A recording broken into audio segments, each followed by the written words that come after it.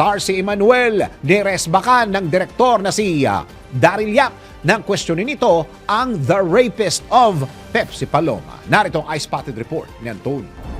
Maging ang dating sexy star na si SAR si Emmanuel ay hindi pinalampas ni Direk Daryl Yap ng questionin nito ang kanyang gagawing pelikula na The Rapist of Pepsi Paloma. Sa kanyang Facebook account, nirepost ng direktor ang tanong ni SAR na at sino ang nag-relay ng story sa direktor? Di ba patay na yung tao? Siya lang ang may alam ng totoo. Saan nila kinuha yung story? Ito'y matapos naman na lumabas ang poster at ang teaser ng gagawing pelikula ng dating sexy star na si Pepsi Paloma, kung saan sa teaser ay binanggit mismo si Vic Soto na umano isa sa nang-rape dito. Sa sagot ni Daryl, sinabi nito na napaka-convenient kay SAR si Emmanuel na patay na ang pinag-uusapan.